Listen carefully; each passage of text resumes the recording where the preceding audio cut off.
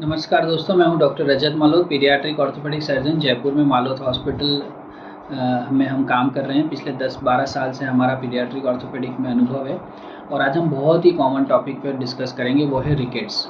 Rickets के मेरे पास काफ़ी वीडियो आते हैं और आजकल कोरोना के बाद से रिकेट्स का जो नंबर है वो काफ़ी हद तक बढ़ गया। और पहले जो हम देखते थे कि रिकेट्स जो बीमारी थी वो जनरली गरीब लोगों में ही देखी जाती थी, जो कि अच्छा खाना अपने बच्चों को नहीं खिला सकते। लेकिन पोस्ट कोविड के दौरान जब बच्चे 2-3 साल पूरे घर में रहे, उसके बाद उनमें जो विटामिन डी की जो कमी हो गई है, उसके बाद रिकेट्स का नंबर बहुत ज़्यादा बढ़ गया, बहुत अच्छी फैमिलीज़ में भी। तो क्या होता है रिकेट्स बेसिकली जब हमारे बॉडी में विटामिन डी की कमी हो जाती है, उसको हम रिकेट्स बोलते हैं। विटामिन डी बच्चों की ग्रोथ में एवं हड्डियों के विकास के लिए बहुत ही एसेंशियल विटामिन है।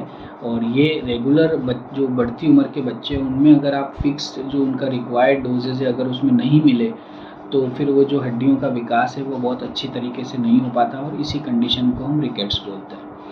कैसे पहचानें आपके बच्चे को रिकेट्स है कि नहीं? अभी पोस्ट कोविड मैंने देखा है कि काफ़ी बच्चे जो हैं उनको हड्डियों में पेन होने लग गया था, सीढ़ियाँ चढ़ने में उनको दिक्कत आने लग गई थी, उनकी मसल्स जो है बहुत जल्दी थक रही थी।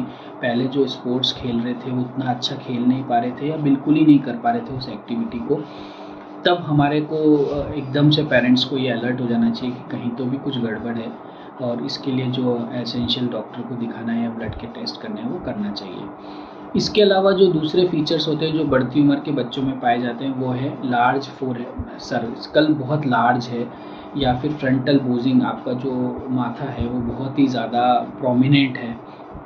कई बार पिजन चेस्ट, जैसे कबूतर का सीना होता है आगे से इस तरीके से निकला हुआ होता है, पिजन चेस्ट है। या फिर बो लेग्स है, टांगे जो हैं वो झुक जाती है, मुड़ जाती है, बो लेग्स है। या फिर आपकी ब्रॉडनिंग ऑफ जॉइंट्स है, जो भी आपकी कलाइयाँ हैं वो सामान्य से ज़्यादा मोटी और सूजी हुई दिखेंगी। और इसके अलावा जो है पुअर ग्रोथ, बच्चे की जिस माँ बाप की जैसी हाइट है उस हिसाब से बच्चा हाइट पिक नहीं कर रहा है। या फिर पुअर फूड मतलब एपेटाइट, कई बार बच्चे को हमने देखा है बहुत एक्सट्रीम विटामिन डी डेफिशिएंट बच्चे को जो भूख है वो भी काफ़ी कम हो जाती है, वज़न जिस प्रोपोर्शनेट होना चाहिए वो भी नहीं हो पाता। और ये सारे इनके सिम्टम्स हैं। तो अगर ये आपके बच्चे में हैं तो फिर आपको इसमें एक्सपर्ट की सलाह लेनी चाहिए। और इसमें जो हम सबसे पहले जो टेस्ट करते हैं वो है ब्लड के टेस्ट करते हैं, जिसमें हम serum calcium, phosphorus, alkaline phosphatase और विटामिन डी का लेवल ब्लड में नापते हैं।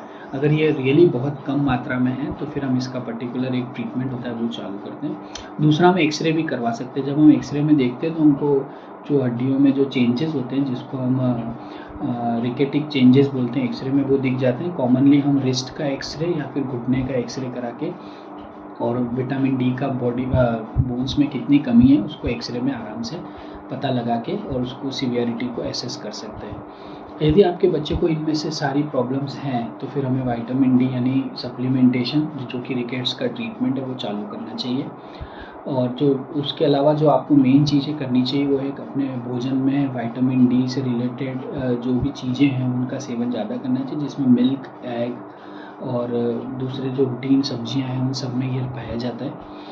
जो इसमें सबसे इम्पॉर्टेंट है वो है मिल्क का सप्लीमेंटेशन, वो करना चाहिए बच्चे में।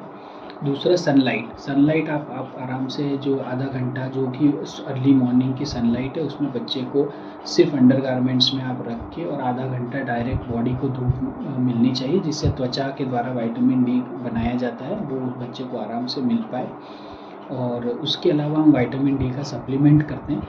यूजुअली पहले हम इंजेक्शन देते थे लेकिन वो आजकल नहीं दिया जाता। हम 60,000 यूनिट जो है बच्चे की स्टेट डोज है वो हम देते हैं वीकली, और उसके बाद रेगुलर जो विटामिन डी का पर 160 to 100 यूनिट्स जो हमें डेली देनी चाहिए उसका सप्लीमेंट करते हैं। ये 3 मंथ्स तक किया जाता है और उसके बाद वापस से हम विटामिन डी का लेवल को चेक करते हैं। यदि वो नॉर्मल आ गया है तो इन दवाइयों को बंद किया जाता है, लेकिन जो आधा घंटा जो मॉर्निंग सनलाइट है उसको हम कंटिन्यू रखते हैं और टाइम टू टाइम उसको मेजर करते रहते हैं। इसके बाद 3 महीने के बाद जब हम विटामिन डी का ट्रीटमेंट कर दिया है उसके बाद बोन में उसमें इम्प्रूवमेंट आने लगता है, बच्चे की भूख अच्छी बढ़ती है, ग्रोथ होने लगती है और जो भी चेंजेस हैं वो रिवर्स होने लग जाते हैं।